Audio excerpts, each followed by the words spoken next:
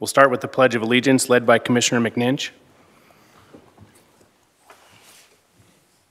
I pledge allegiance to the flag of the United States of America and to the republic for which it stands, one nation under God, indivisible, with liberty and justice for all.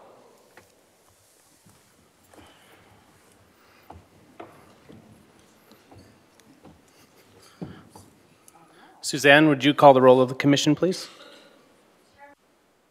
Here? Here.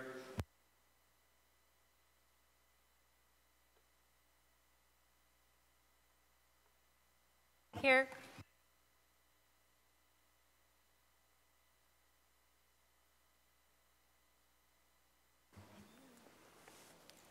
Would the County Advisory Board members please stand and announce themselves?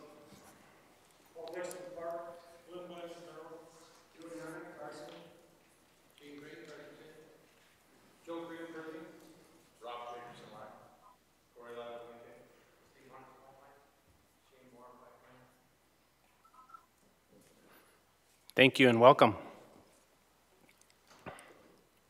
Move to agenda item number 2, approval of the agenda. Chairman Wallace for possible action. The commission will review the agenda and may take action to approve the agenda. The commission may remove items from the agenda, continue items for consideration, or take items out of order.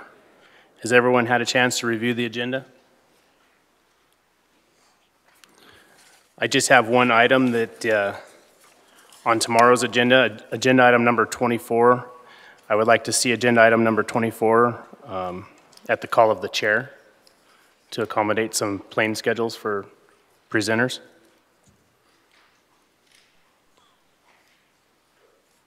This is an action item. I'll take it out for public comment in Carson City. Seeing none, public comment in Las Vegas. No comment, Mr. Chairman. Thank you. And I'll bring it back to the commission and Director Wasley. Thank you, Mr. Chairman. Agenda item number 23 may also have a time constraint. We have a presentation as part of that by a USGS scientist that has some constraints late in the afternoon. It may be, if possible, to move that perhaps between what's currently number 19 and 20 before the informational reports or at the call of the chair. Questions from the commission? Commissioner McNinch? No questions. No questions? Okay. All right, do I have a motion? Mr. Chairman, I'll make a motion to approve the agenda as presented, except that items 23 and 24 be at the call of the chair. Second. I have a motion by Commissioner McNinch with a second by Vice Chairman Johnston to approve the agenda as presented with the exception of agenda items 23 and 24 be at the call of the chair. Questions on the motion? Seeing none, I'll call for the question. All in favor, say aye. Aye. Opposed? Hearing none, motion passes unanimously, 9-0. Moving on to agenda item number 3, member items, announcements, and correspondence. Chairman Wallace, informational. Commissioners may present emergent items. No action may be taken by the commission. Any item requiring commission action may be scheduled on a future commission agenda. The commission will review and may discuss correspondence sent or received by the commission since the last regular meeting and may provide copies for the exhibit file. Commissioners may provide hard copies of their correspondence for the written record.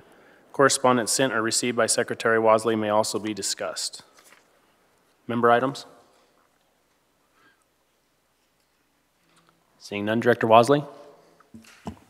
Thank you, Mr. Chairman. I did receive some correspondence. The correspondence that I receive, as usual, is forwarded to the full body. There was one particular email that I received from Mike Laughlin. It contained a photo of former Commissioner Raines with his 2 boys, and there was a specific request in this email for it to be read into the minutes of the next commission meeting, which is this meeting.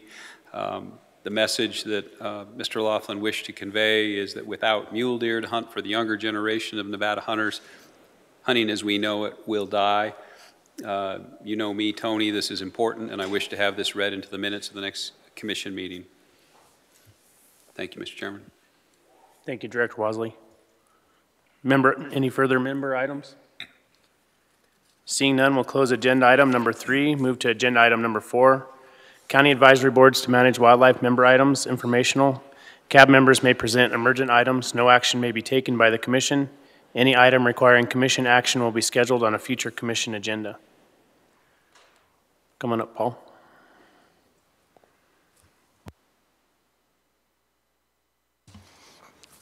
For the record, Paul Dixon Clark.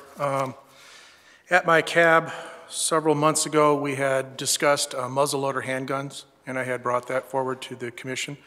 And at this last cab meeting, the Clark County cab wanted to ask the commission to consider in the Department of Wildlife of having a board member from my board, Mr. Joseph Donnelly, the person who brought forward muzzleloader handguns, as well as somebody from NDOW, work together to put together draft language.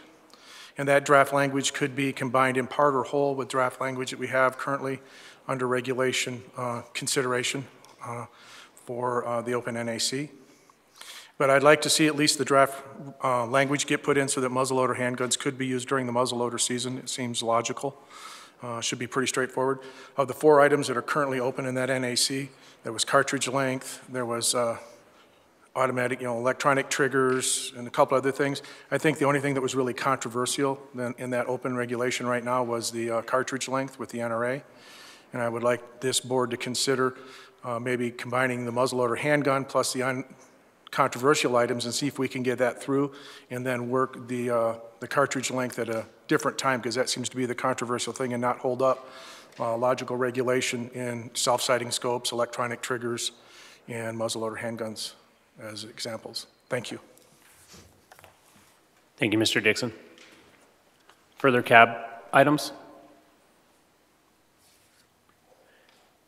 Seeing none, we'll close agenda item number 4. Move to agenda item number 5, approval of the minutes. Chairman Wallace for possible action. Commission minutes may be approved from the September 22nd, 23rd, 2017 meetings. Has the commission had a chance to review the minutes? Questions or corrections? Commissioner Allmark. Yes, page 45.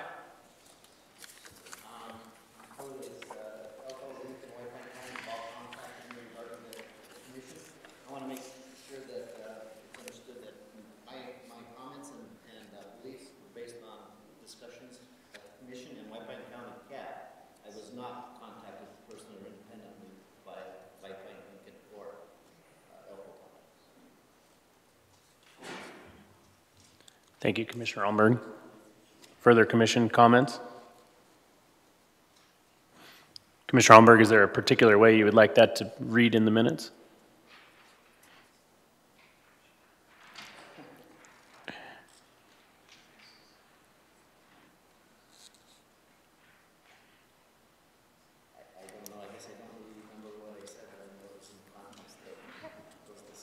Okay.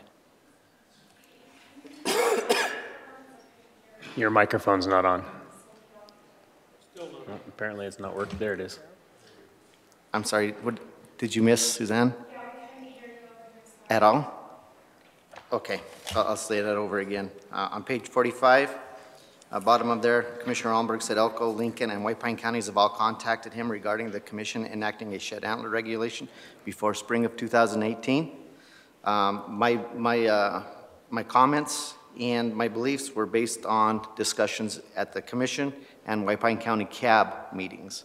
I was not contacted by White Pine County, even though I talked about Lincoln County's commissioners, but that was, again, discussion through the CAB meeting. That commissioner did not contact me, and I just want to make sure that that was clear, that I was not contacted directly by Elko, Lincoln, or White Pine County.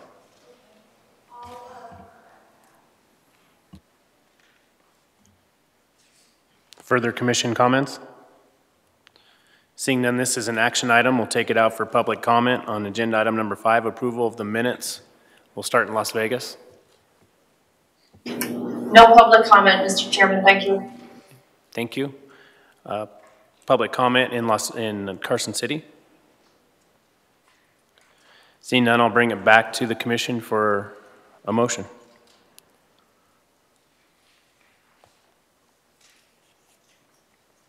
Commissioner McNinch. Mr. Chairman, I'll make a motion to approve the minutes as presented with the notation or the adjustment, the revisions per Commissioner Allenberg. I have a motion by Commissioner McNinch and a second by Commissioner Allenberg to approve the minutes as presented with the following corrections presented by Commissioner Allenberg. Questions on the motion? Seeing none, I'll call for the question. All in favor, say aye. Aye. Opposed? Hearing none, motion passes unanimously, 9-0. Move to agenda item number 6. Commission General Regulation 475, Shed Antlers, Chief Game Warden Tyler Turnipseed. Workshop, public comment allowed. The Commission will hold a workshop to consider regulation relating to amending Chapter 503 of the Nevada Administrative Code. This regulation prohibits a person from collecting shed antlers at any time during a year unless the shed antlers are collected by the person from the field April 15th to December 31st, inclusive of that year. Chief Turnipseed.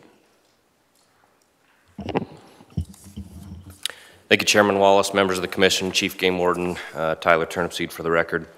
The issue at hand here is shed antler collection, and as you guys may remember, this issue has been batted around off and on for at least 10 years that I'm aware of, if not longer, probably more like 12. But the current language was actually passed by this board in 2014, and then made it up to the Legislative Commission, who then chose to not pass that final round of approvals because there was a senator on that Legislative Commission who asked for a private lands exemption to be put into it, using the example of his granddaughter picking up an antler on his own property. So we brought it back, drafted what that private land exemption language would look like, but then it was never back on this agenda at this board again until now. So that particular regulation expired, but bringing it back again this time with the same language. We don't have the private lands exemption in there because thought it might be up for discussion about what that would look like and what that would say. But so I've got a brief PowerPoint here if I can figure out how to get it to go to slideshow.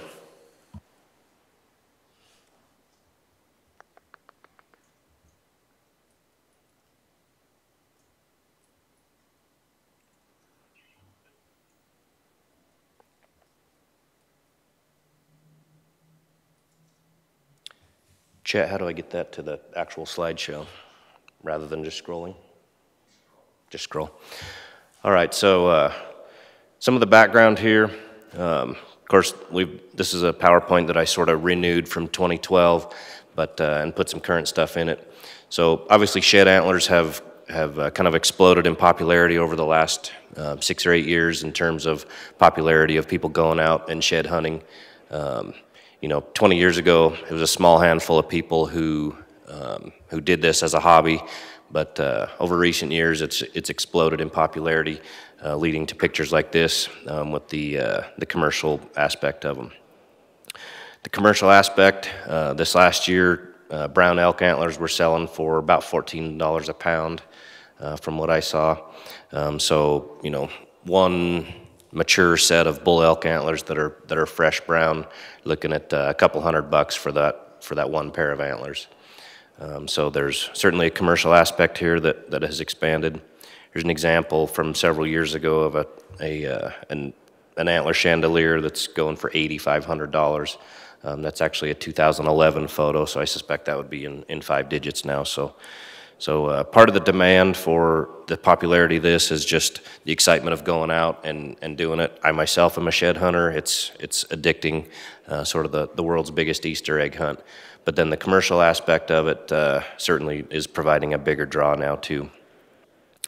Some of the impacts we've discussed over the years would basically be that with the glut of people hitting the shed antler or hitting the winter ranges, from January through April basically would be primarily displacing those animals off of their critical winter range into something that's a little bit less desirable as far as forage quality and winter range quality.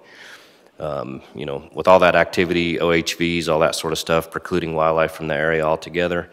And then we've talked in, we've all heard the mule deer presentation about the the fuel tank of energy reserves. And each time, that time of year that those deer get bumped or elk get bumped, they a little bit less gas in the tank. And then if they're off of that critical deer to winter range, it's harder to replace that energy reserve when they're getting bumped day in and day out. Off-road travel is a piece of it. You know, with the some habitat issues, we'll show some photos of that. And then occasionally we actually hear of people pushing animals trying to get them to drop.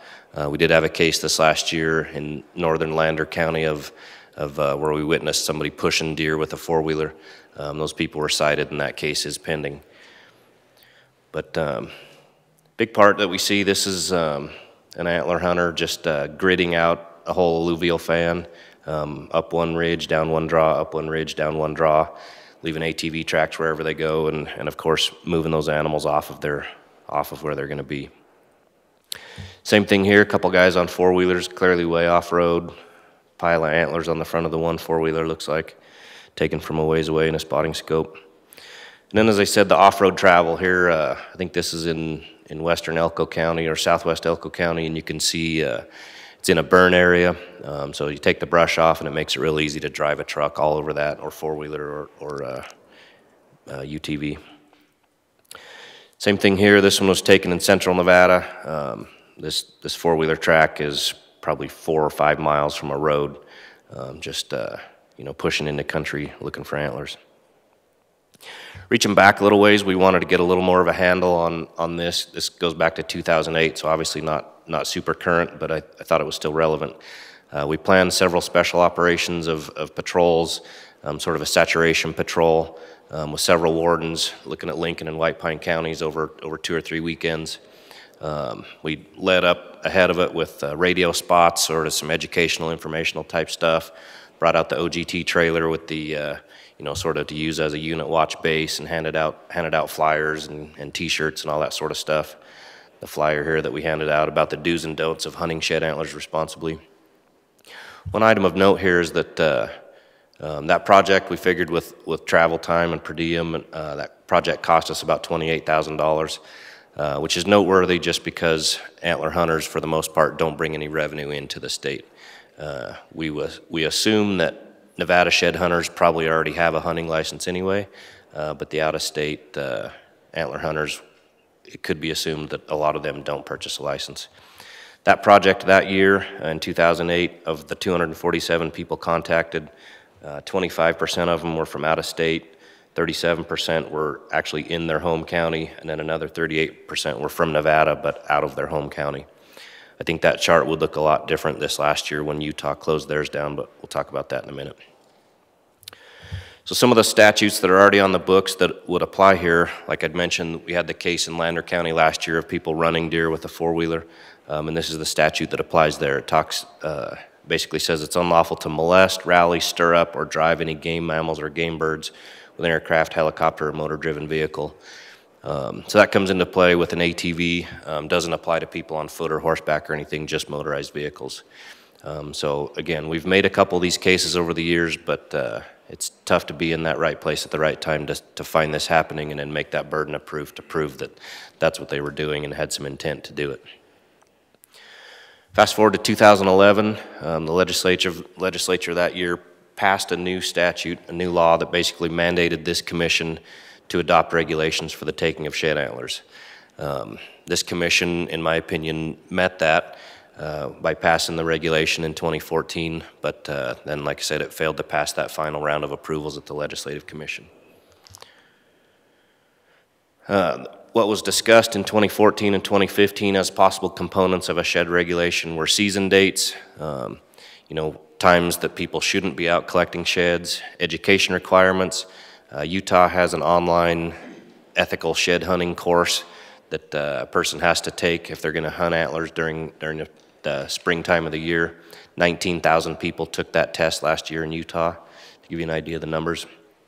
Some of the other things that were discussed 3 years ago were limits, commercial antler collectors versus recreational.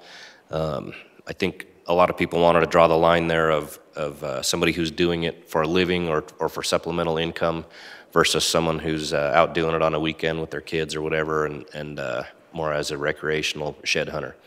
The problem that we discussed 3 years ago on that, of course, was that when you contact a shed hunter in the field, there's no way to know whether that's someone who's going to make $15,000 selling antlers, or if it's, you know, somebody out for the day to enjoy the outdoors. There's really no way to differentiate that, because most antler hunters, of course, collect antlers all through the spring, and then early summer, antler buyer comes through and they sell those then. So really no way to differentiate there.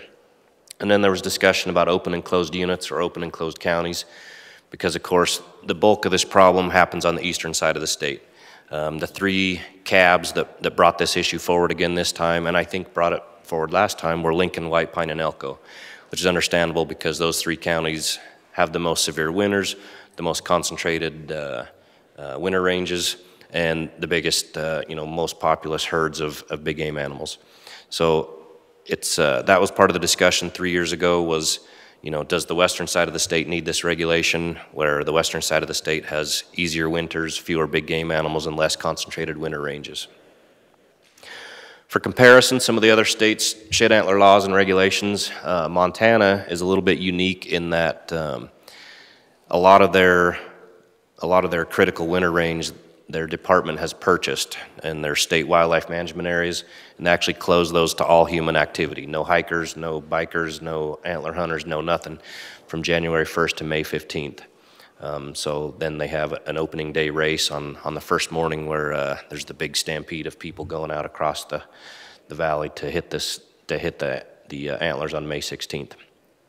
Colorado, they've done it on a localized basis. Gunnison Basin, their antler hunting is closed from January 1st to March 15th in the Gunnison Basin area where the winters are severe. They have winter kill problems.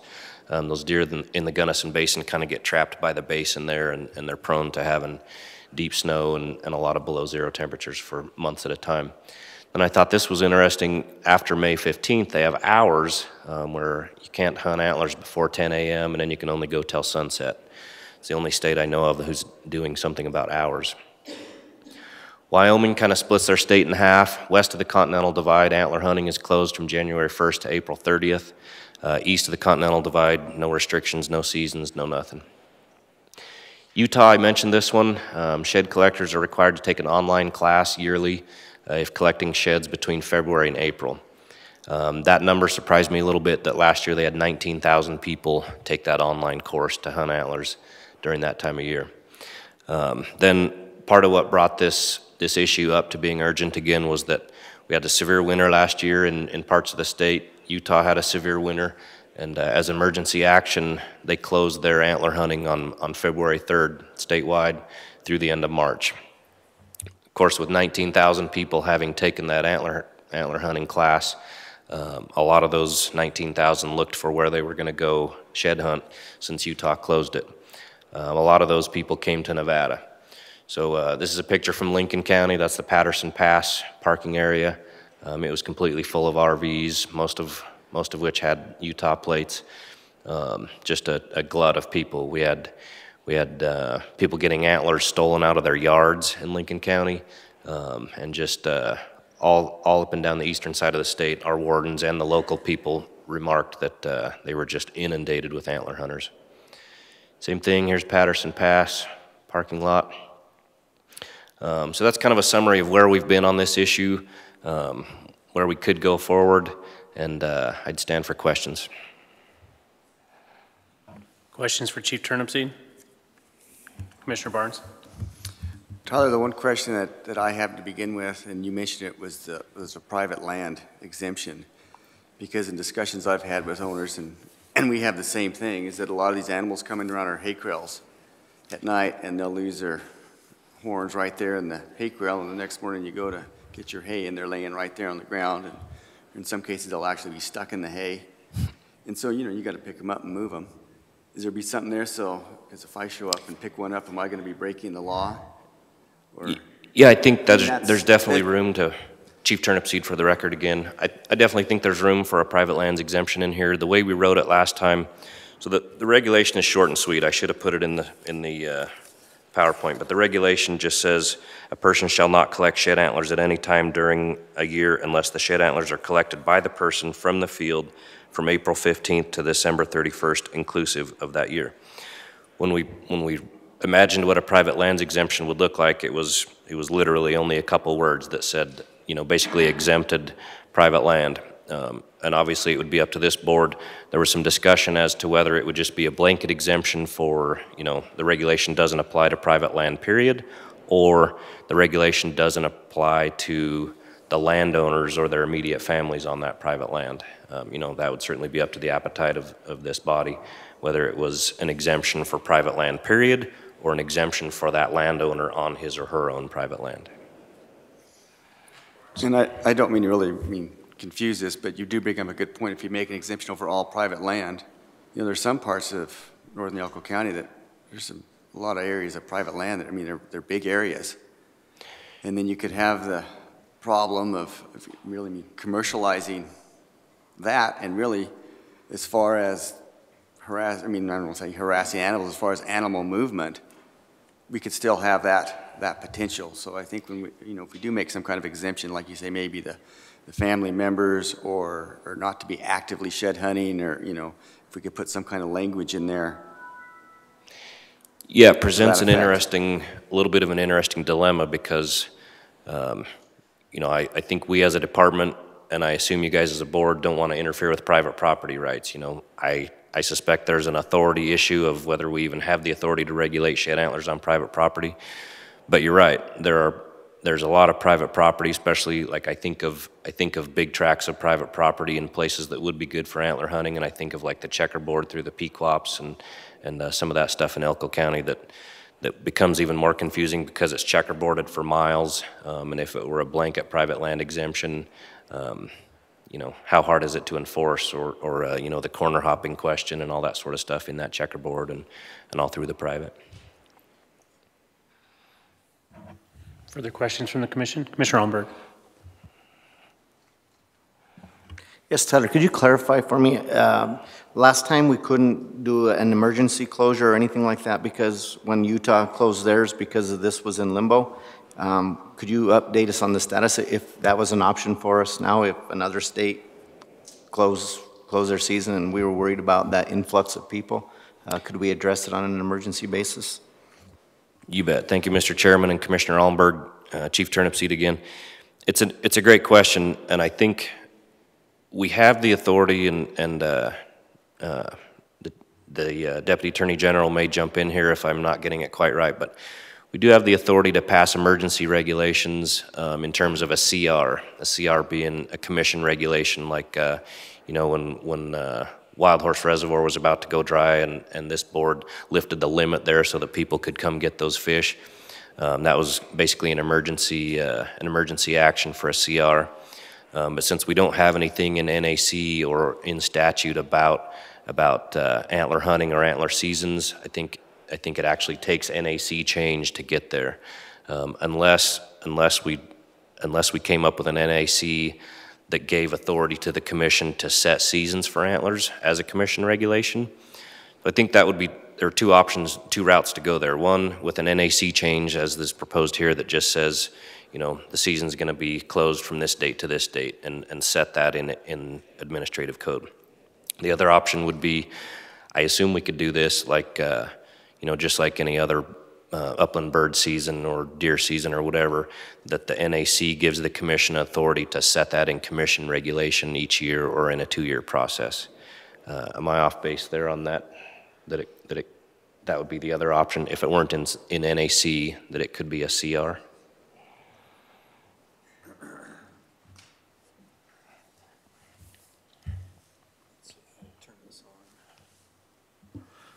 Brian Stockton, Senior Deputy Attorney General for the record.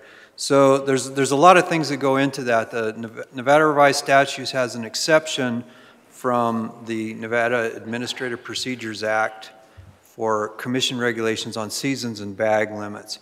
Whether we can extend seasons and bag limits to shed antler hunting is not clear to me at this point. And emergency regulations, to get an emergency regulation in, it has to be approved by the governor. Essentially, the governor has to say, yes, there's an emergency. This regulation has to be put in place immediately. And they have I didn't look it up, but they have a limited time span that they can be effective. and then you have to go into the regular process for regulation. So we'll try to look at that and see if we can fit shed antlers into the statutory exception for seasons and bag limits, but that's what allows the commission to adopt regulations without going through the whole regulation process for seasons and bag limits, because there's a specific exemption for those from the NRS 233B, which is the Administrative Procedures Act. So the answer is maybe. So. Yeah, Chief Game Warden Turnipseed again, I think it's a definite maybe on being able to do it in CR, but it seems like it would be a lot clearer and more concise and a cleaner way to do it, to just put it in NAC. Vice Chairman Johnston. Thank you, Mr. Chairman. Chief Game Warden Turnipseed, was there any, or do you know what the rationale was for the hours limitation in Colorado? I mean, I have some hunches of what the rationale might have been. I just wondered if you had any information on that. Yeah, thank you, Mr. Chairman and Vice Chairman Johnston.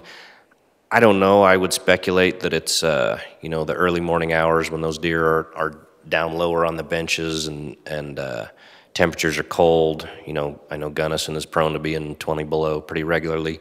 So I assume it's just, you know, maybe when the deer have moved off of the lower land a little bit during the day and maybe gone to bed up in the trees, that kind of thing. But again, that's purely speculation. I didn't ask them their rationale for the hours. I thought that was interesting. Commissioner East.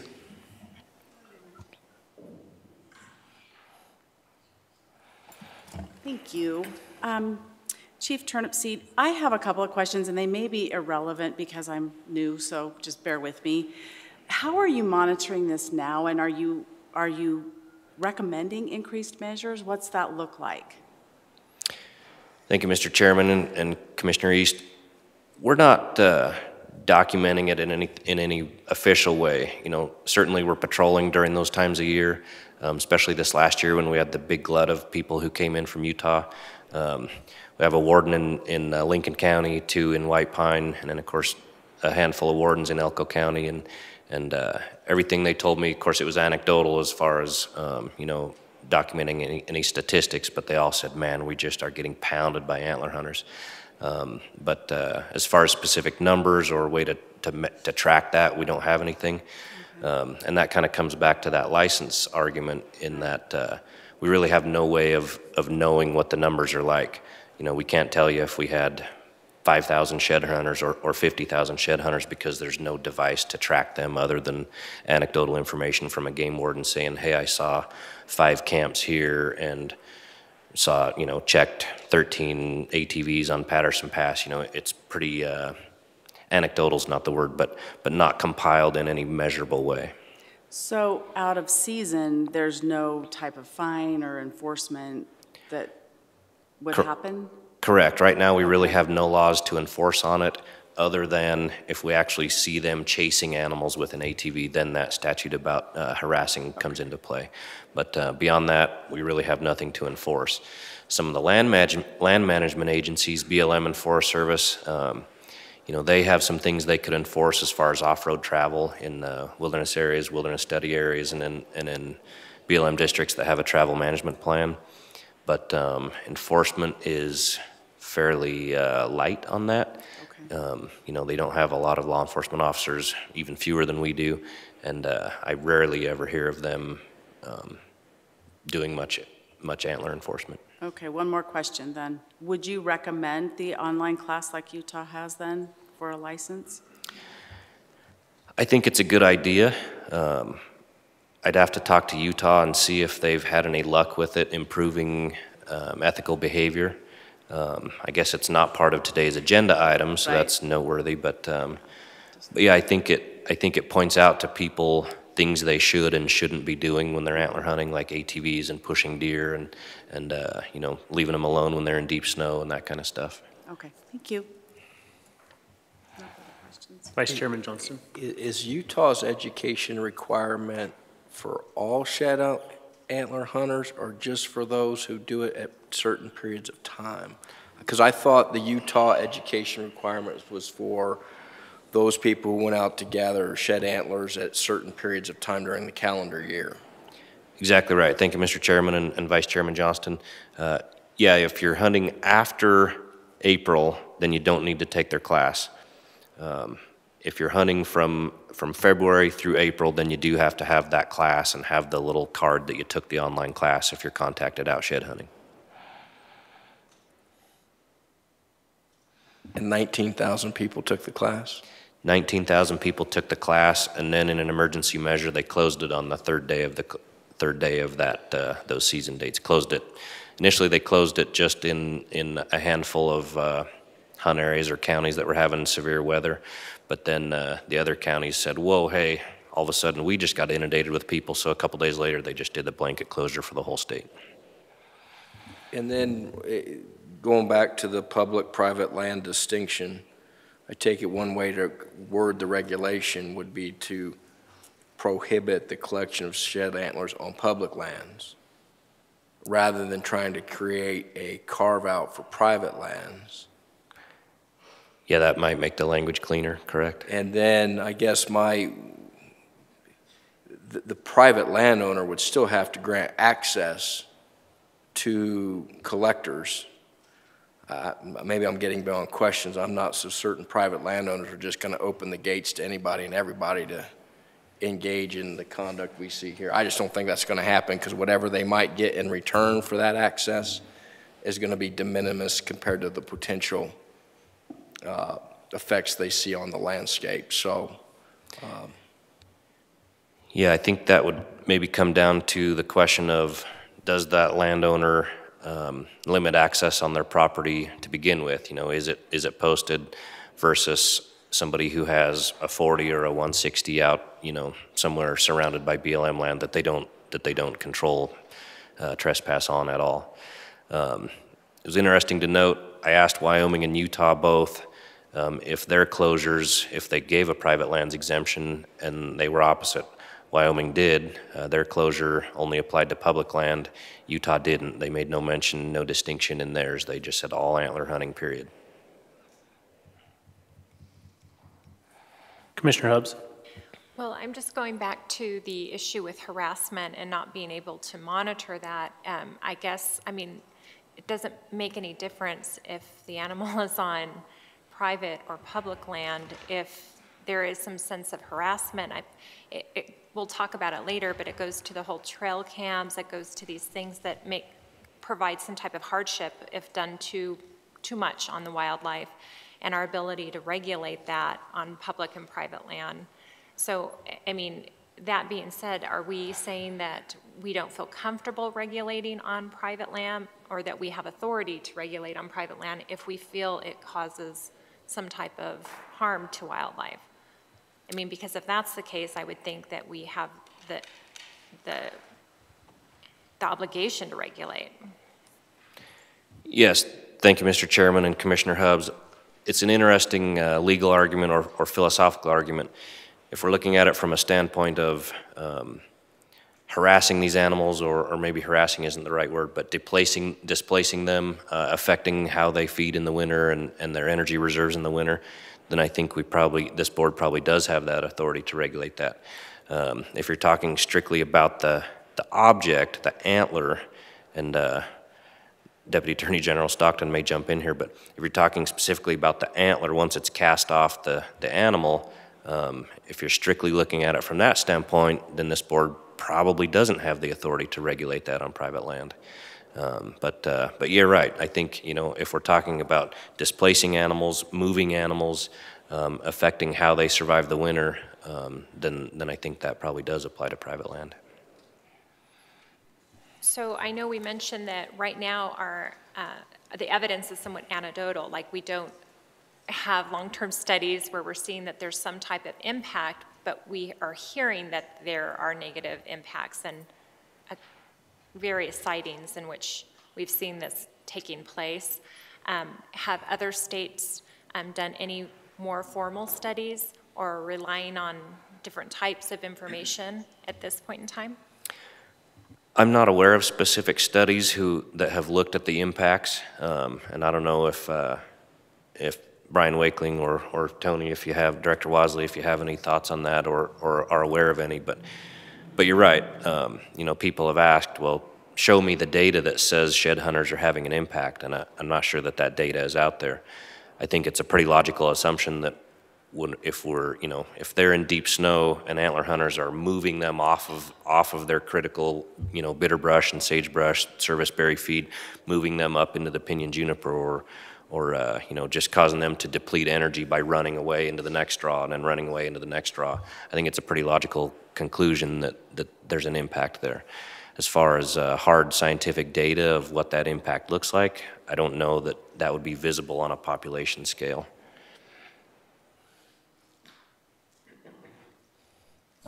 And just one last thing. I think it comes down to that word collect, because we were talking about, what if I'm driving down my private road and there's antlers there? Of course, you could move them.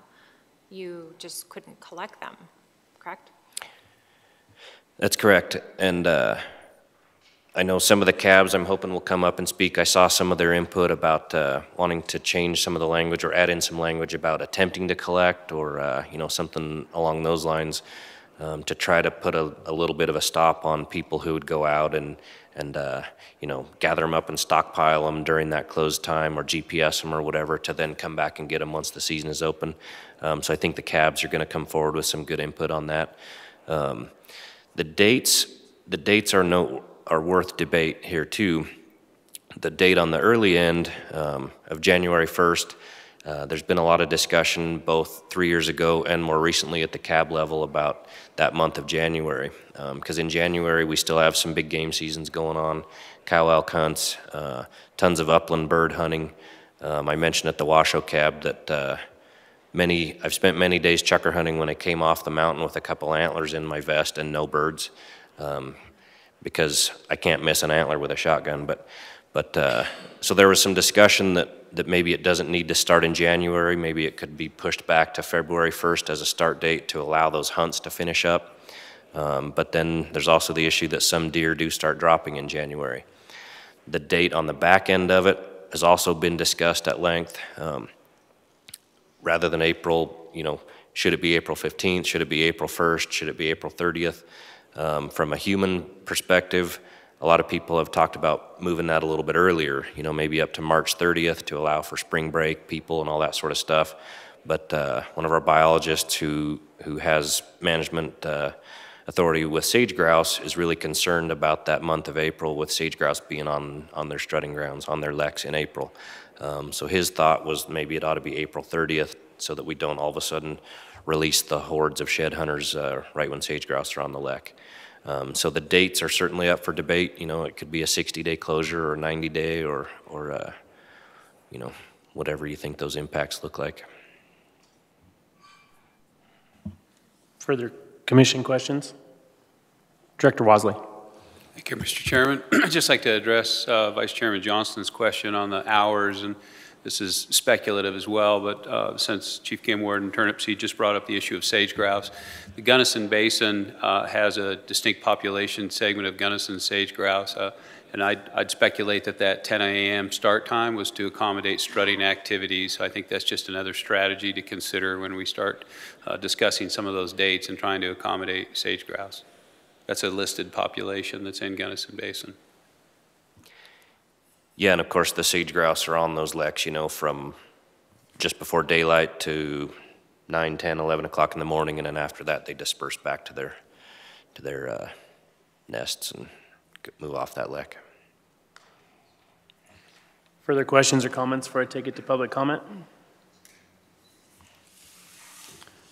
Seeing none, we'll start with public comment in Las Vegas. Yes, Chairman, we have comments in Las Vegas. Hello, this is John Hyatt.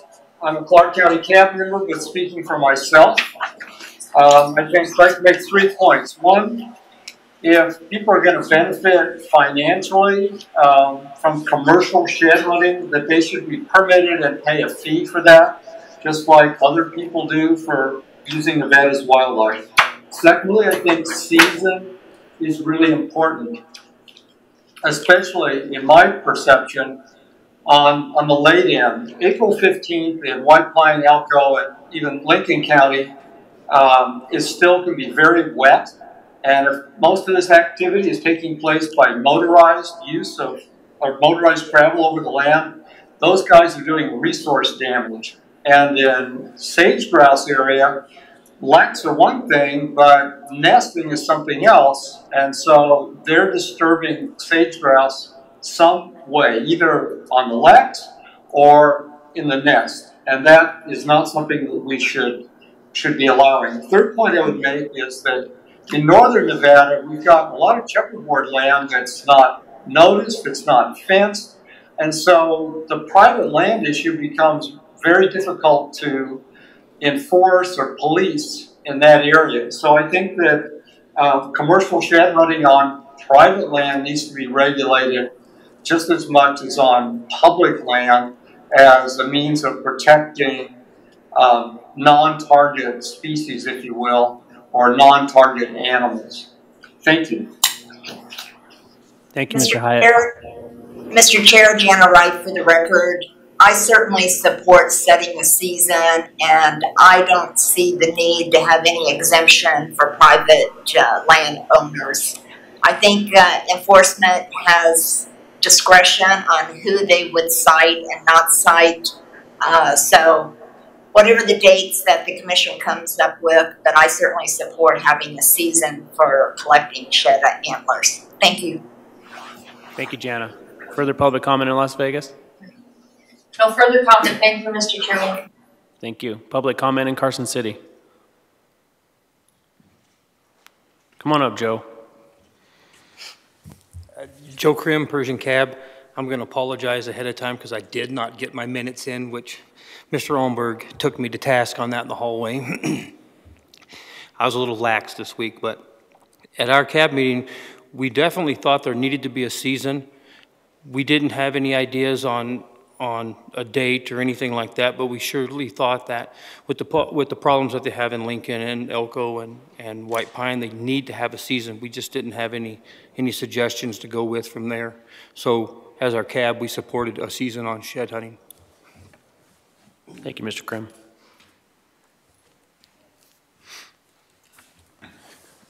Mr. Chairman, Rob Jacobson, Lyon County Cab. We had Mr. Chris Bragg from the Nevada Department help us and attended our meeting. We appreciated his help. This was quite a discussion. We feel a season is going to present some challenges.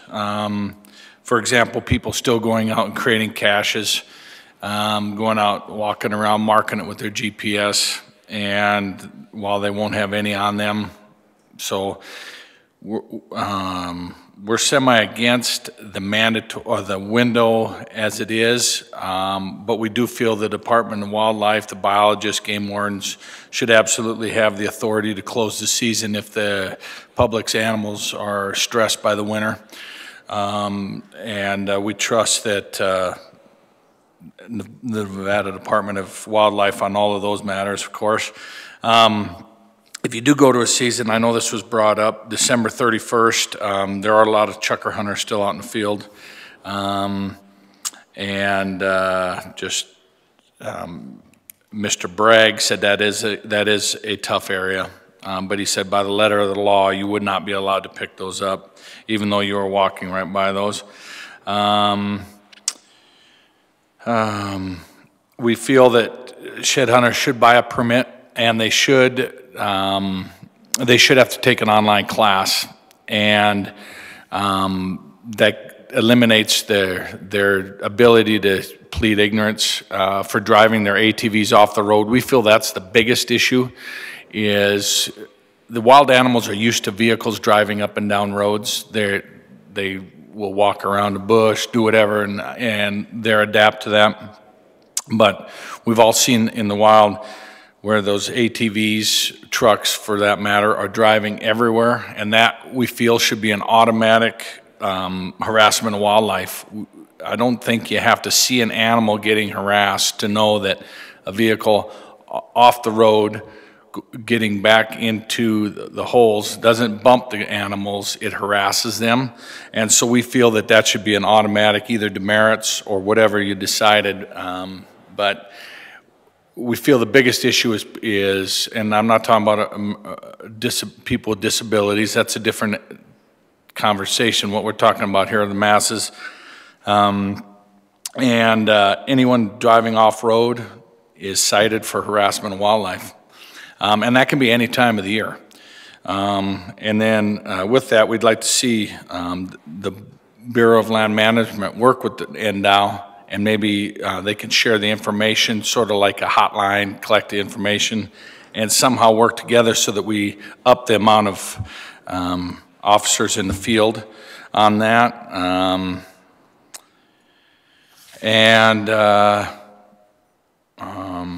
With that again, we're not for this set season per se, because we just think there's going to be ways around it. But we would like to see in those harder winters again, where NDOW has the right, like Utah did, to close the season. Thank you. Thank you, Mr. Jacobson.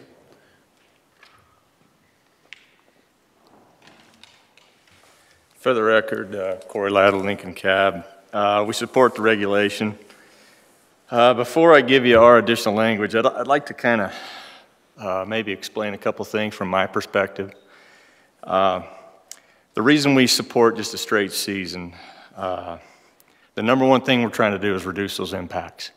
And those impacts are going to vary somewhat between, higher elevations in Elko County and lower elevations in St. Lincoln County.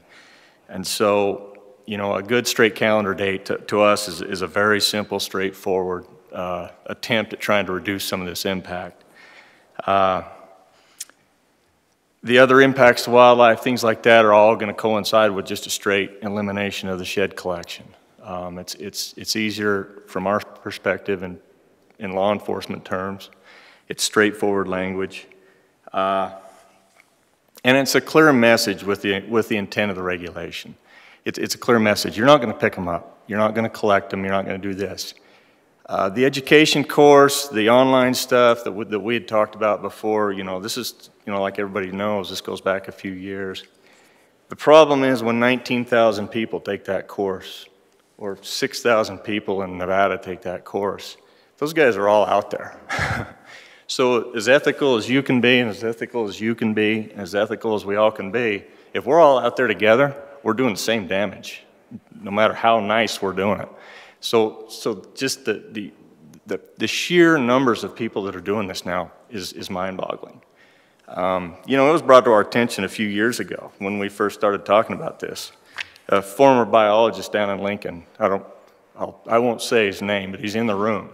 He says, you guys can't believe this, but if you really think about this, there are as many field days spent hunting sheds now as there are during normal hunting seasons.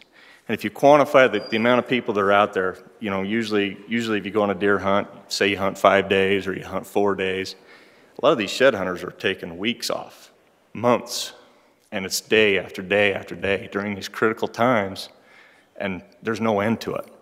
And so we can dance around all these other things all we want. A straight regulation is going to be the best solution in our opinion. What we wanted to do to the proposed regulation is just add in the language, and I've got copies of this if anybody wants to see it. As used in this section, collect means to gather, stockpile, or possess shed antlers, or attempt to gather, stockpile, or possess shed antlers. And it was mentioned before, there's always some discretion on the point of the law enforcement. The wardens know, they know who's doing it. If somebody's driving down their driveway and they move a horn because they don't want it to pop their tire, or if Tom has to take it out of his haystack, they know the difference.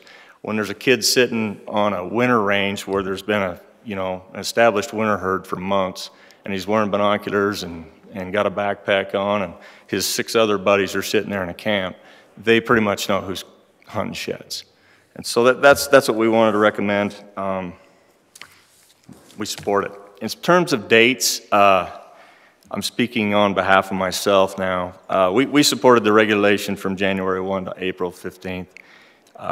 I know we get into some issue with some late elk hunts, some chucker hunts, things like that. January 15th to me is not a bad date. Even April 15th or April 30th is not a bad date. You know, we don't want to get somebody in trouble for picking up a shed antler from a previous season, you know, when they're out there hunting elk. So those dates are pretty flexible. Thanks. Yeah, Commissioner McNitch, I think he has a question for you, Corey. Corey, so out there in Lincoln County, what's the conversation on the private land aspect of it? It's kind of what's discussed. We don't have some of those large checkerboard areas, but there are some isolated 40-acre pieces. I mean, my family owns some of those. They're not necessarily fenced. They're not necessarily legally posted.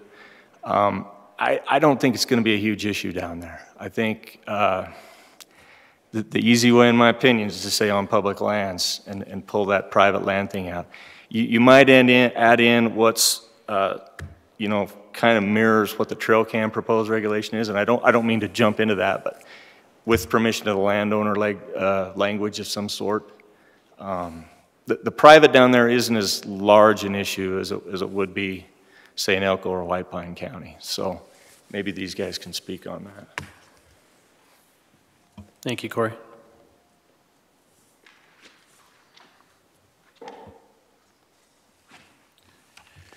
Shane Bourne, White Pine County Cab. Our meeting, first of all, on the online course, we did not agree with an online course because our thoughts were that the animal that you're pushing to get his antler did not care if you took the course or not. He just cared that he was being pushed in a critical time of year. That was all he cared about. Same thing with the license. We did not choose to get into the commercialization of horn hunting. We didn't feel that was a part of this. We were more worried about the animal itself during that time of year. 5 years ago when this was brought up the first time, our meeting was packed and it was, I believe it was a 3-2 vote, but we had members of our committee that were very opposed to horn hunting season. Today, one of them members is still on our committee and he's absolutely in support of it. The public at that meeting was about a 50-50 split and the room was full. Today, if you went around White Pine County, and Mr. Marks will attest to this, he works at Sports World, that I would, just to throw out a figure, probably 90% of the people out there are in favor of a horn hunting season. Personally, I haven't talked to anybody that's opposed to a season.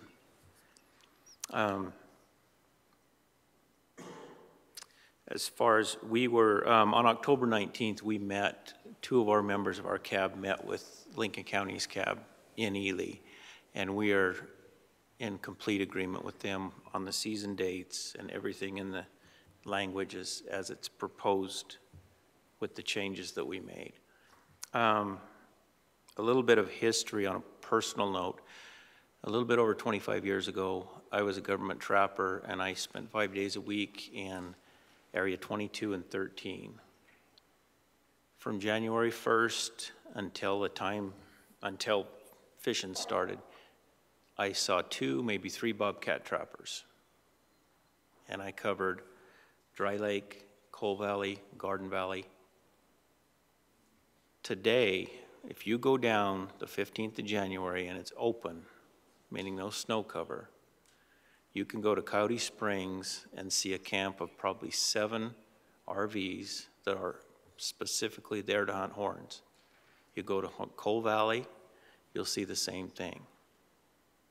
As long as there's no snow on the ground or not enough snow to inhibit horn hunting, they will be there in the critical time of the year for mule deer and elk. Thank you.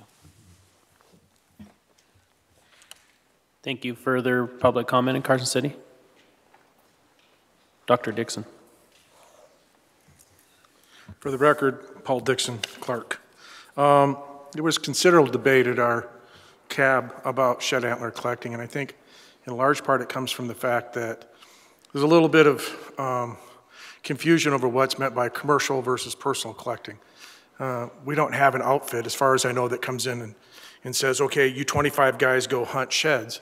There's 25 guys that come in that are friends or know each other, come in and they collect, they take stuff back and they find a commercial buyer.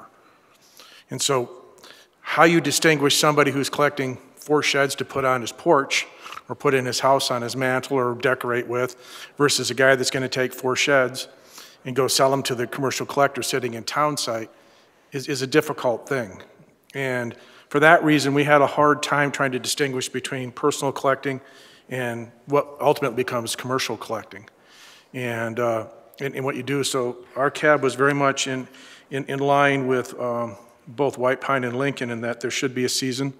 The season date should be set where it has the least impact on lekking, it has the least impact on chucker hunters, but it's also a time of the year where you want to keep people out of the field for both habitat reasons and wintering wildlife.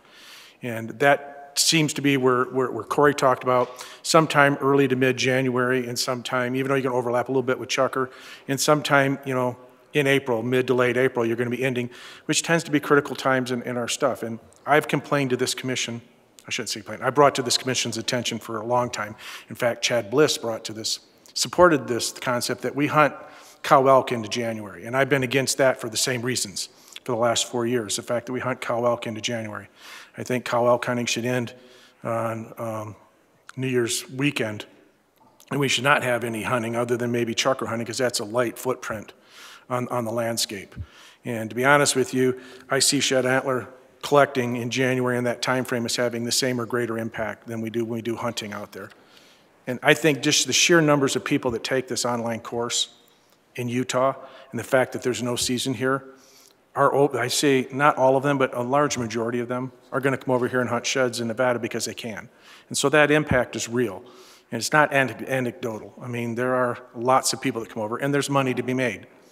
I mean, antlers, as far as I know, at one point were selling back 20 years ago for $4 or $5 a pound now for brown antler. Now they're upward $15 to $20 a pound. I mean, if you think about that, a set of elk brown antlers brings in real money for the time and effort put in the field. It's more profitable than trapping. That's why people are spending the days in the field. The biggest problem I have is how do you, when you set a season, if somebody's out there and they pick up a shed, it really does come down to law enforcement discretion of whether they're out collecting for personal or doing something. And I've had both good and bad experiences with law enforcement where people try to do the right thing and they've been and I've heard of law enforcement very forgiving. So you can't always count on law enforcement discretion there. So I think you have to put a hard line in the sand that says X or Y. And if it causes this bill to fail at the legislature, then so be it. But I don't think you can be wishy-washy here. I think it has to be, you say, either you allow it or you don't allow it.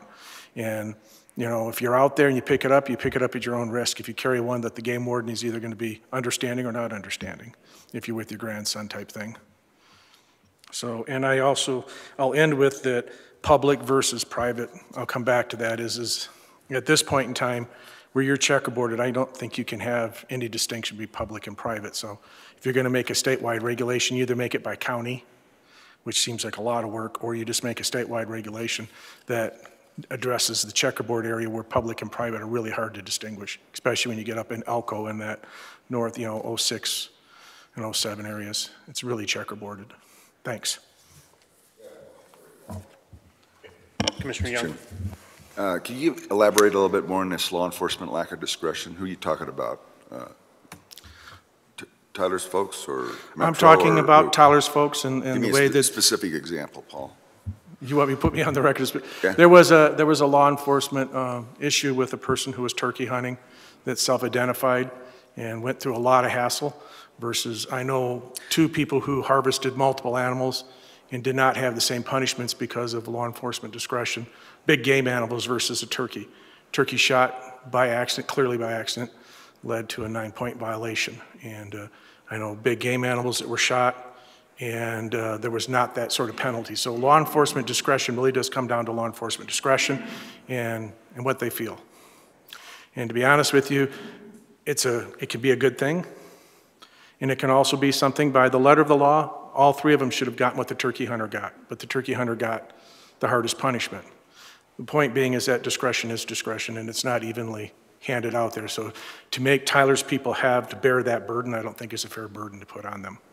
Thank you. Fair enough. Thanks, Paul. Thank you, Paul. Come on up, Rex.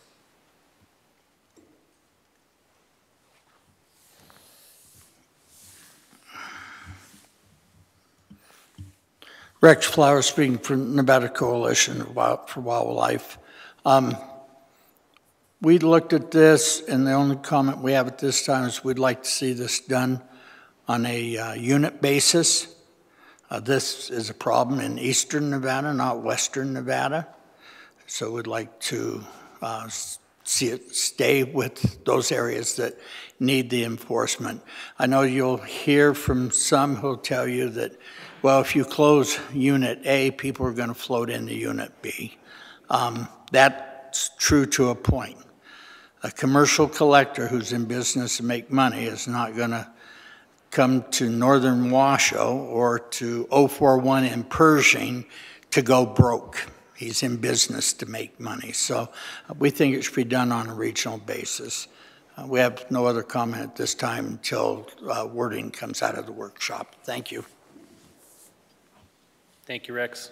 Further public comment? Ms. Bozier? Karen Boger, Backcountry Hunters and Anglers, Nevada chapter, Mr. Chairman and commission members. We put out a comment paper to you in which we threw at you a whole bunch of questions, concerns, etc. And many of those have been brought up this morning and greatly appreciative of this discussion and how broad-ranging it is, because I think one of the most important things to zero in on is what is the purpose, and is this really going to address that? But I can say with certainty that to a person, our board is supportive of a season. What we wanted to hear were some of the concerns related to, what are the dates, what are the other attendant potential problems such as public versus private land. So it's been very productive from our standpoint this morning. And I want to tell you that it's also been very productive from our national BHA standpoint too, because I've been putting out word both to national and to most of our Western state chapters regarding this issue, because we haven't really had much of a discussion on it to date. We deal more with fair chase issues, in which this is arguably not that. So, so they will benefit as well from this, because we're very much engaged in that right now. But taking my hat off, I'm also pleased to see that some issues have been brought up, for instance, from the Lyon County gentleman about off-road vehicle impacts of going off-route, particularly during that vulnerable time of the year. And that is indeed also arguably it's a federal responsibility to enforce that, particularly in the areas where routes have already been designated, so it is illegal to go off route. But there is a piece for NDOW as well, because of the harassment of wildlife. So I would really like to see that being pursued further, not necessarily through this regulation, but for us to continue to think about, and maybe MOUs between the feds and NDOW, such as they have in other states. And lastly, as the gentleman from White Pine County brought up, I think that there is a little bit of a divide between, is this about the animal and protection of the animal, or is it related to massive industrial collection? And I think that it would be great to continue that discussion after this regulation is settled, one way or the other, is what exactly are our responsibilities in terms of the commons, what belongs to all of us, wildlife and our public lands, because honestly, if you walked into my cabin, you would see that my late husband and I have used antlers for all sorts of decorative purposes, but those were from harvested animals. We had a permit to take those animals, and we paid for that, plus there is a limit on those takings. So I hope that in future we will consider such things as permit, limit, that sort of thing regarding this issue. Thank you very much. Thank you, Karen. Further public comment? Grant, can I have one more, just come back a quick statement? Sure. For the record, Paul Dixon, one last thing I forgot to mention is that BLM currently regulates mineral collection in the state. So if you get a permit to go collect minerals from somewhere, they do it on a poundage basis. In other words, you're allowed to collect so many pounds a day, or have in your possession or stockpile or whatever, so many pounds of things. And it's something to think about if we're going to look at commercial versus hobbyist collection.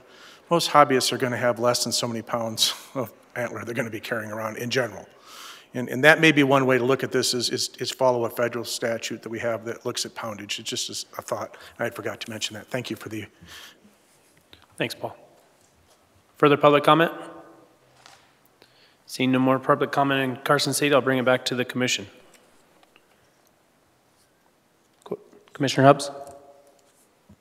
Just when we were talking about the mineral component, this may sound really silly, but I don't know much about shed antlers or collecting them in general. But I mean, how long do shed antlers stay on the ground? What do they contribute to the environment? If they do have some type of mineral component, do they biodegrade? Is it harmful to remove them in mass quantities? I'm not 100% sure. Thank you, Mr. Chairman and Commissioner Hubbs. Chief Game Warden Tyler Turnipseed for the record. I would have to admit that I'd be speaking a little bit out of my realm of expertise, but certainly there is a mineral component there. Historically, these antlers would break down. They sort of, lose their hard shell and turn chalky from the sun, I think from UV degradation, and then rodents start chewing on them, and eventually, over the span of 10 years in wet country or 40 years in dry country, they eventually return back into the ground and then presumably are taken back up again by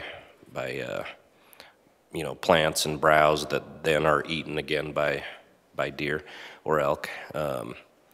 Beyond that, I'm not sure I am qualified to answer that question, but yeah, historically they all returned back into the soil. So there's no other wildlife that depend on it in any way? They're not used in any type of resource, or for any type of resource for wildlife in general? I mean, we can speculate for plants. But you were, in that presentation, you stated that they do, the resin, that they're actually ground down sometimes, or is that how they're weighed, or how are they monitored?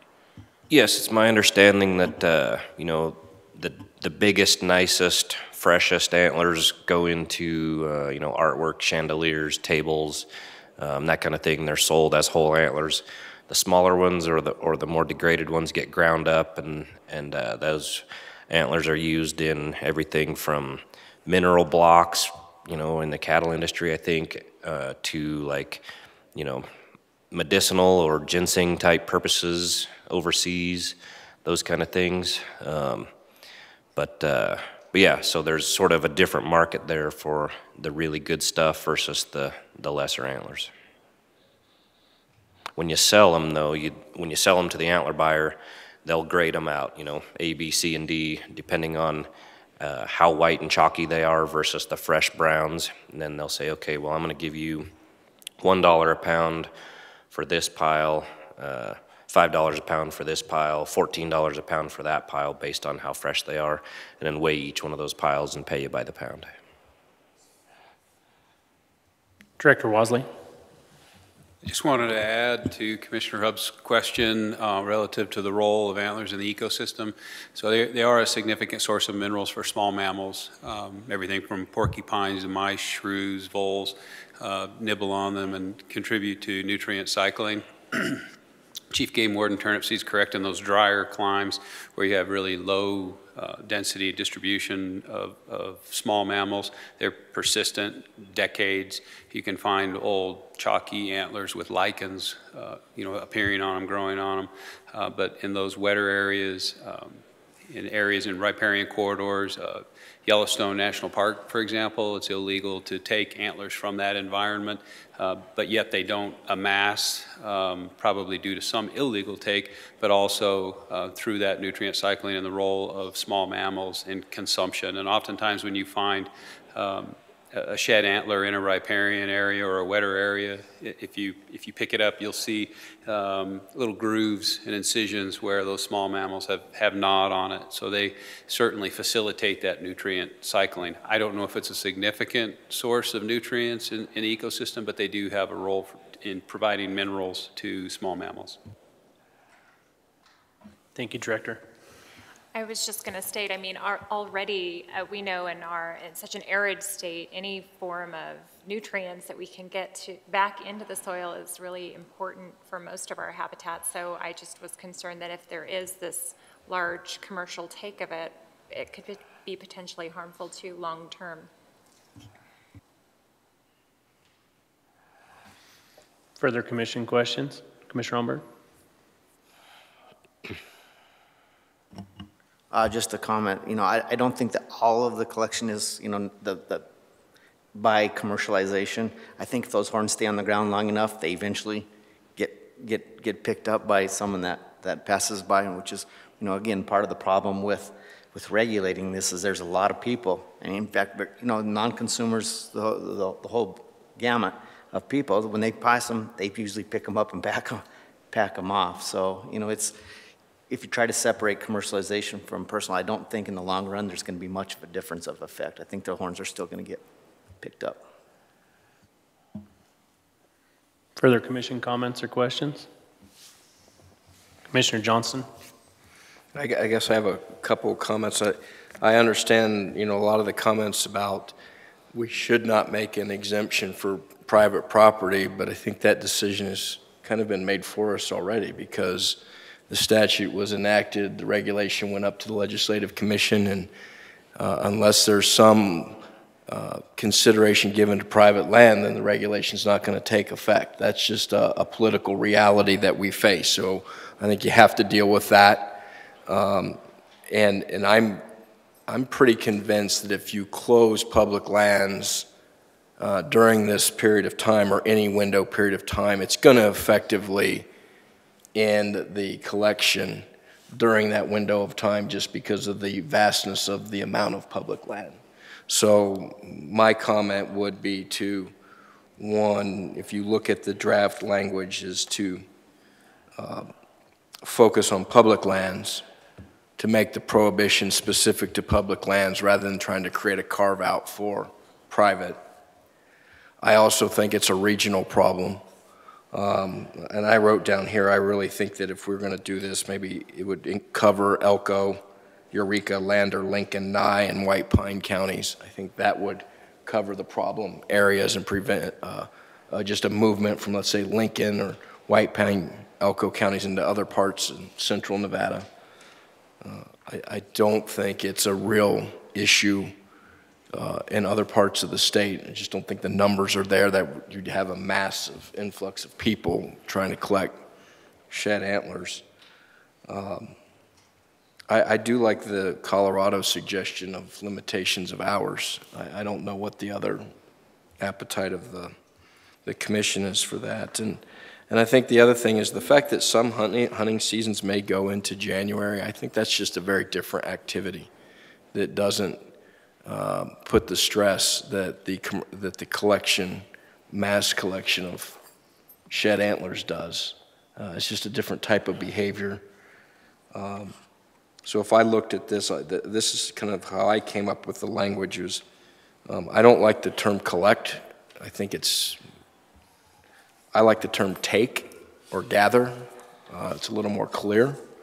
So when I went through the proposed language, it would read something along the lines of a person shall not take or gather shed antlers from or on public lands in Elko, Eureka, Lander, Lincoln, Nye, and White Pine counties at any time during a year unless the shed antlers are taken or gathered from or in the field from May 1st to December 31st inclusive of that year.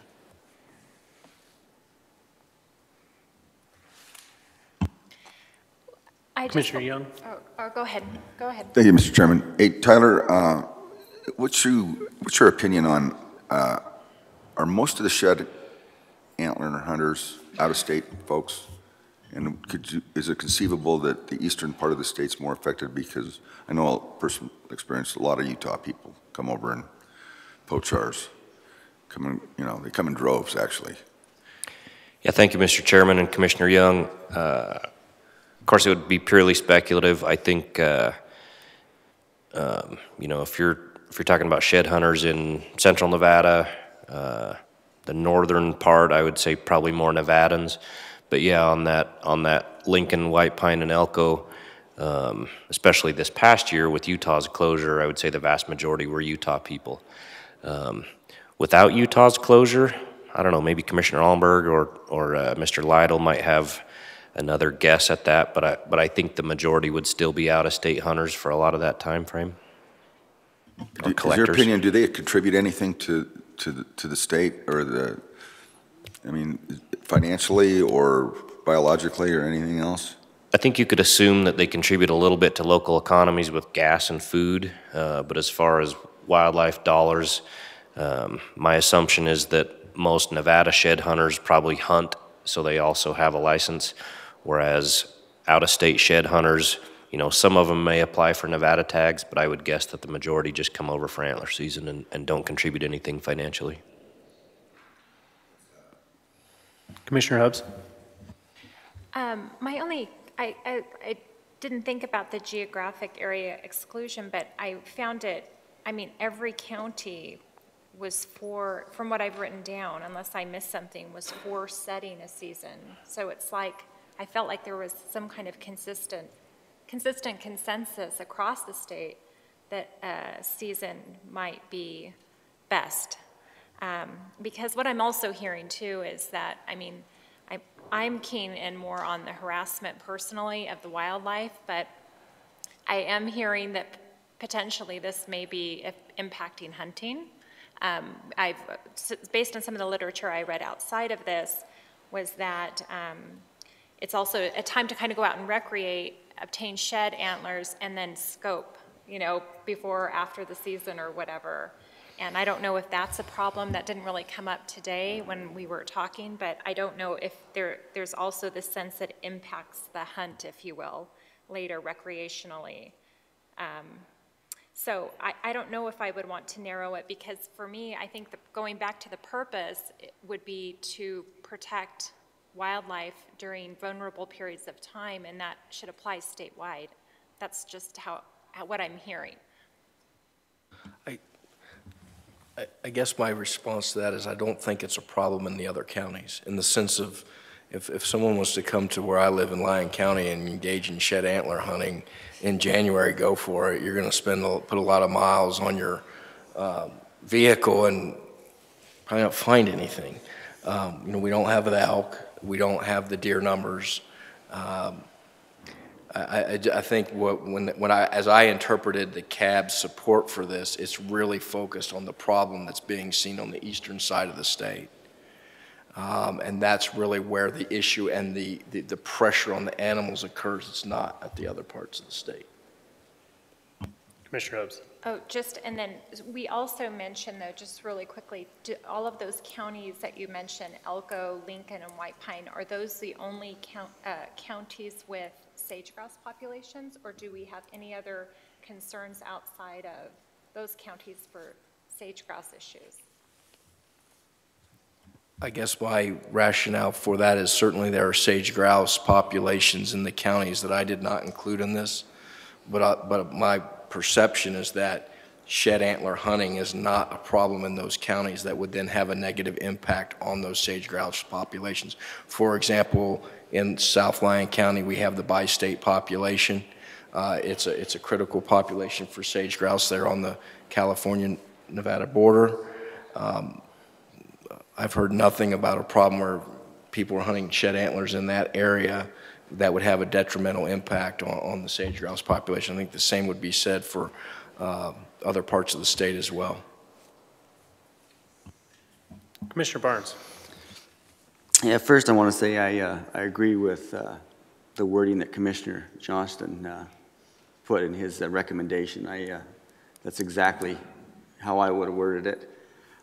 In regards to the private land, I want everyone here to understand that we actually had this discussion at a cattlemen's meeting last spring, and Director Wasley was there, and it's a big concern to a lot of private landowners with what's going on, not only to the animals, but to the resource, the ground itself. And that's where a lot of this came from recently, was because a lot of the ground that was getting dug up early in the spring. And so I think you're not going to have to worry about a lot of private landowners granting access to people coming to collect shed horn antlers, because we are genuinely concerned about the wildlife as well as the ground. So I don't think that's going to be a real issue. I mean, it's going to happen because it is. But generally, I don't think we need to be concerned with a lot of horn hunting going on private land per se. Then that kind of leads into the date question. We do have, the state is very diverse. And in northern Elko County, the middle of April sometimes the ground is still wet. And we haven't had a lot of green up. And so those animals haven't had a chance to get a lot of that early tender feed, that's got the protein and stuff in it that they need. And so I think we need to push that back, at least to the 1st of May. That way it gives the animals time to have 2 weeks of good forage before everybody hits the ground. And then a lot of time, by the time you get there, those animals are dispersed. They're not in the big groups like they were when they went through the winter. So they're scattered more. And then the ground has had a chance to dry out. But, on the western side of the state, like when you get around Humboldt County, their spring starts a month before we do in eastern Nevada. So I think by breaking it up, I think you're taking care of a lot of that. Where Humboldt County doesn't have the same issues that like Elko and White Pine do. I got something real quick. Part of what Commissioner Hubbs has brought up with the rest of the state, I agree with you, and I don't think there's an issue in a lot of the other parts of the state, but I do think that when it comes to it, it's not like we come back and we revisit this and we can set a season. So if something develops down the road in one of these other counties that neighbors, the ones we're talking about, we're gonna have to go through the entire process again in order to get there and to protect that one area. And I don't know that I have as much heartburn with having it as a statewide situation versus narrowing it down to counties. And I mean, it's not gonna ruin my support one way or the other, but I just wanted to put that out there, as I feel like the rest of the state probably deserves the same protection as those other counties, even though there may not be an existing problem today. So just for the rest of the commission to think about, that's one of the concerns I have about it. Commissioner Hubbs. Yes, I agree too, because of some of the issues with where are these folks coming from? Are they actually from that county? I can't remember the data that we were looking at, but I think roughly 30% of them, let's just say more or less, are from that county. Some are from out of state, 27, and then another 30 from someplace else in the state. So I think if you're leaving loopholes, they're going to maybe just shift, and what you'll find is now they can't do it here, so they're doing it over in this county. Right, and I'm the same way as Commissioner Johnston. In my county, in my lifetime, I don't think I've found 5 sheds. But that doesn't mean that the wildlife don't deserve the same protection during that critical time as the rest of the state. I guess that's my opinion on it. Commissioner Johnston. I guess my response to that is that I'm not saying the animals in other counties don't deserve the same protection. What I'm saying is they don't need the protection right now.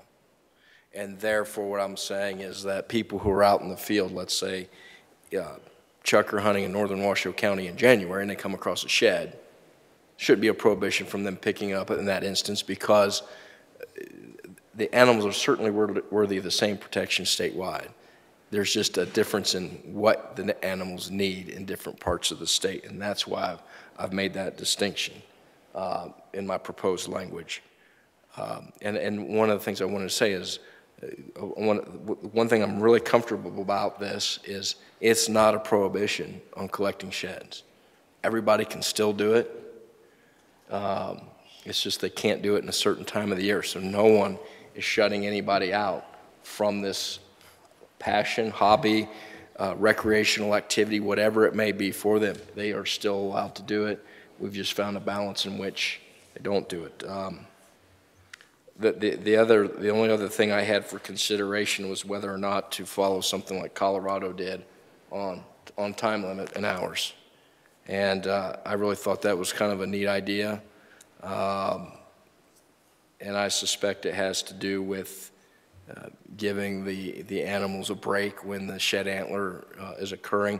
My only hesitation to that is I would really like to be able to hear from the public at a later meeting on that idea, because I don't think it's a concept that was really before the public prior to this meeting, was if you were to limit or put hours on it, 9 or 10 a.m. to sunset, how would the public react to that? I certainly don't think that really inhibits anybody from the activity, other than, take a little less stress off the animals when the shed antler hunting starts come May 1st. Everyone's not out there at 5 a.m. and going gangbusters while animals are up feeding and doing things like that. So that would be something I'd certainly consider, but I'd like to hear more from the public about that. But I guess my question is, if we do that, do we put that into a revised markup then for another workshop? I'm not exactly sure the timeline on that. I think at this point, we're really, by the time we get to it, we're going to miss this season anyway, correct? Most of it? Yeah, Mr. Chairman, Tyler Turnipseed for the record again. I think after this meeting, if you didn't bring it back for a second workshop, then presumably it would be up for an action item in January, that being the next meeting. So if you passed it in January, it would then be enacted, or the earliest that could then be enacted is at the next meeting of the State Legislative Commission. Of course, it would be speculative when that would be, but sometime after January, February, March. So it would be a little bit difficult to implement midstream.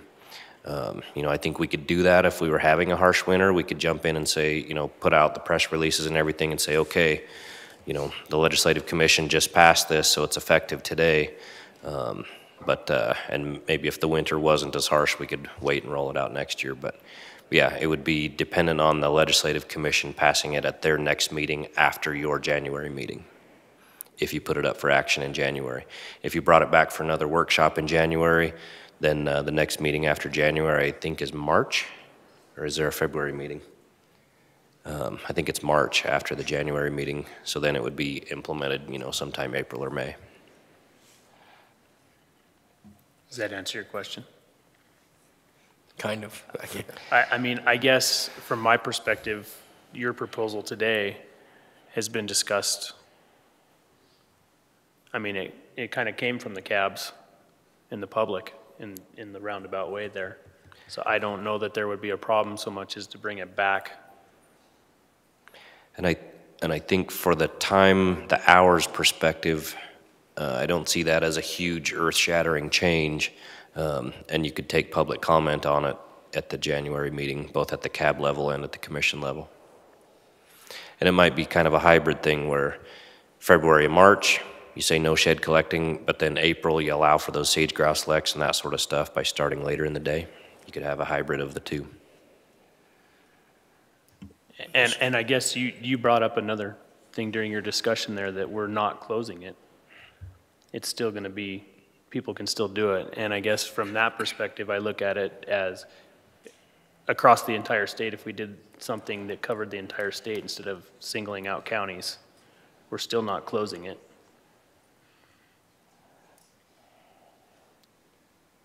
So well, I think what I would do is put the time limit statewide and put the closure from or the season of May 1 to December 31 limit by counties. I mean, that's just where I'm personally at. Okay. So, I mean, what I would, and I can read this again to see if people, to make sure it's clear, but what I had proposed was that the regulation would read, a person shall not take or gather shed antlers from or on public lands in Elko, Eureka, Lander, Lincoln, Nye, and White Pine counties at any time during a year unless the shed antlers are taken or gathered from or in the field from May 1st to December 31st, inclusive of that year. A person shall only take or collect shed antlers. Take or gather. Yeah, I think my problem now is I had the language written to be limited by the counties, but hold on just a second.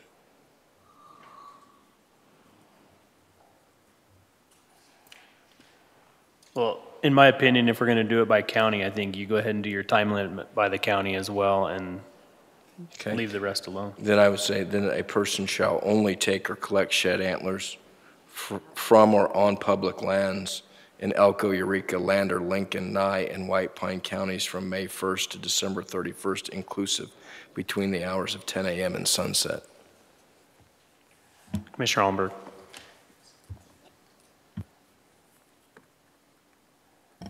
Yes, actually, Grant, you had a very, you hit the nail on the head, in my opinion, about looking forward to these other areas. The popularity, the explosion of popularity, in my opinion, happened right at the same time as the success and the quality of the elk herds in our area. And the commercial value, it takes a lot of deer horns to get picked up to equal one set of elk sheds. We know later on in discussions when we're talking about pioneering elk herds, we have Winnemucca in the Humboldt County area now. Once that herd gets bigger, the impact is going to increase from what it is today, almost certainly. I was a little bit interested in and was hoping that we could hear a little bit more on the effects of what's going on in Monitor Valley with that elk herd. Is it similar to conditions and as far as pressure on the animals as it is in the eastern part of the state? Thank you, Mr. Chairman. Commissioner Allenberg, Chief Game Warden Turnipseed for the record, and this is maybe a little more of a game division question, so I don't know if anybody wants to jump in on that, but my impression is that the elk herd in Monitor Valley is doing really well. I can speak personally to that, but they seem to disperse more when they go to winter than some of the other herds. I think some of those bulls move off of Table Mountain and go 40 or 50 miles south, and some of them probably go 30 miles north and don't have quite as concentrated. So I guess I would sort of rate, if you're going to go by county, it's almost 3 tiers of counties, with Elko, White Pine, and Lincoln being the top tier of pressure, and then second tier with a little bit of pressure would be Nye, Lander, Eureka, and then when you get west of those counties, I won't say no pressure, but very, very minimal pressure. You're right, Humboldt County now has a growing elk herd, so there's probably going to be some impacts in the future there. But, you know, like some of the prior speakers said, Pershing, Lyon, Story, Douglas, shed hunting is, I won't say it's not a thing, but Sierra Front, of course, has some shed hunting pressure, but it's already pretty well urbanized, and those deer see people every day. So yeah, Mineral, Esmeralda, virtually no shed hunting pressure. Does that answer your question, or did I? Yes. I don't know so much about the Monitor Valley impacts. I don't know of very many people hunting sheds there, but then again, I've never patrolled it. Yeah, thanks. But I guess in being forward thinking on this, I kind of see, just in that discussion, seeing the creep from east to the west. I mean, I agree, chances are Esmeralda, Mineral, those areas, maybe not. But at the same time, I have Mineral County that wants elk. So someday, I think we're going to be there. When I can indulge Glenn. I see Cody McKee coming up, one of our big game specialists. He may have something to add here. Turn it on. I think you're on. Am I on? Chairman Wallace, Cody McKee, for the record. I don't know if I'm going to be able to provide a whole lot more clarity to Commissioner Allenberg's question about Monitor Valley in particular. But I can say from some of the reports that we received from our biologists on aerial surveys this last spring, that almost across the state we were seeing more disturbance on the landscape. We were seeing fences cut. From my recollection, we had one of our biologists believe that there was someone in a helicopter chasing game around, trying to get them to drop their antlers. I'd have to go back in my notes and double check that, but essentially what we're seeing is shed hunting is becoming more popular. People are putting more pressure on our herds, and regardless of where it's at, that pressure affects the populations. People in the field. The Sierra Front has become really popular for shed hunting. The Humboldt Range, where we have our expanding elk herds, it's going to become more of an issue, especially if that's left out of any closures. So if you start looking at the areas where shed hunting isn't having an impact, it's only a few counties now. So from that perspective, I don't know if I was able to help, but was hoping that I could provide a little bit more clarity from what we're seeing. Thank you, Cody. I think you did help. You make me feel more strongly about the entire state instead of just separating some counties out. Commissioner McNinch. Thank you, Mr. Chairman. I think about the primary place. I had a lot of concerns with the sage grouse this season. I think a lot of Commissioner Johnson's proposals alleviated a lot of my concerns, minus the one about the statewide versus regional. I understand the concept. So, you know, I would certainly think to more of a statewide thing, but I think that Commissioner Johnson's proposal certainly seems like something that we could roll forward with to the next commission meeting and get some public input on and see where we fall out on all the issues. I think that's just literally the one is the only one that I might have a different of opinion on, but I think the others I'm getting more comfortable with as we talk. So that's just where I stand on it. Vice Chairman Johnston. I guess too that if we rolled this forward to the next meeting for an action item, Humboldt County themselves can tell us whether or not they want to be included, since they're the ones with the, what I would say, the emerging elk population and the potential issue. They know it. I don't think the numbers are there where you're going to get that type of pressure, but we can hear from them, and we can certainly hear from every other county as to the proposal we set forth, as to where they're at and whether or not they don't want to be exempted from it because they think that might present a problem for them. We can hear from them and go from there. You know, I'm not going to fall on my sword on this issue by certain counties being covered and others not. If the public's all for, it's going to hold up the regulation that's needed. I certainly think something is needed, especially in the eastern part of the state.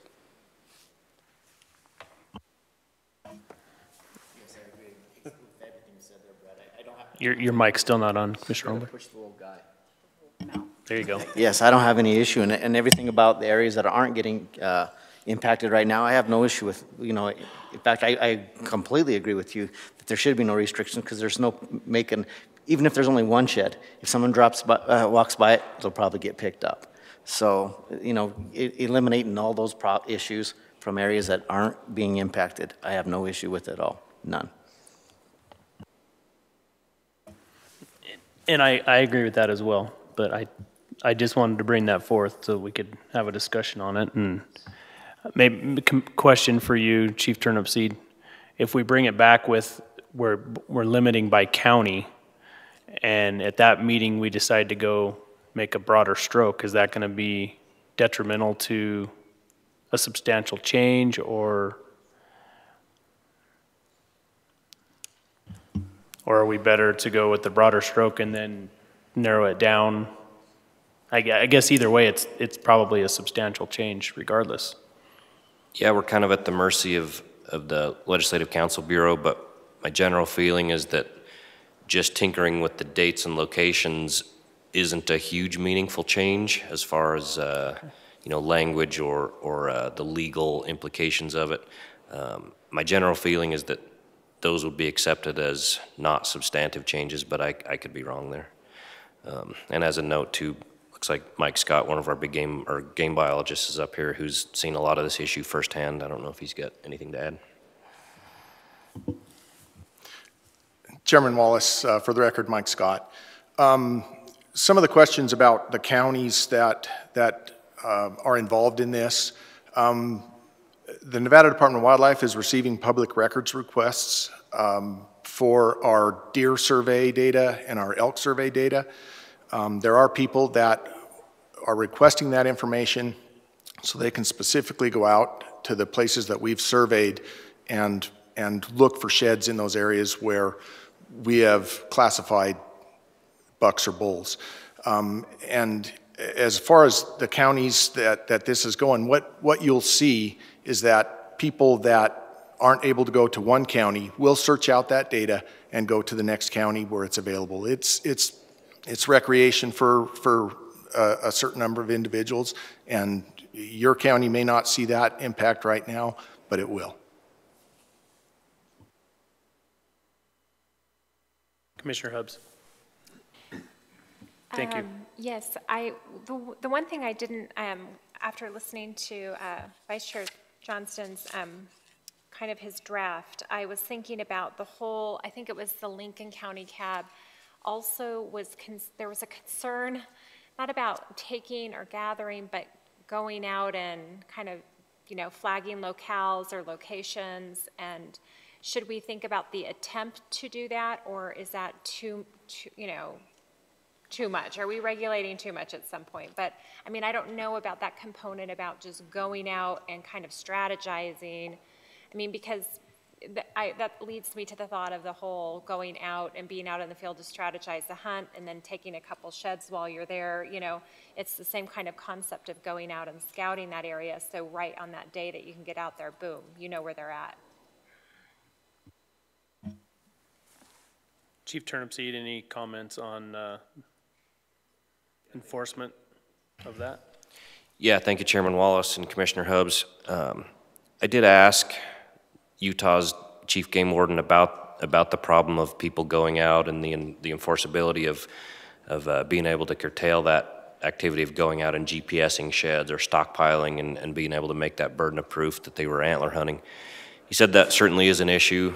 His feeling was that their closure curtailed 80 or 90% of the activity, and said, you know, there certainly was still a small percentage of people who they would contact in the field with a backpack, binoculars, who they felt were shed hunting, but they weren't cited because they didn't have sheds in possession.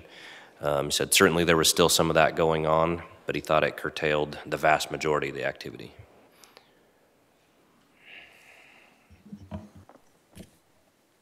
Further commission comments or questions?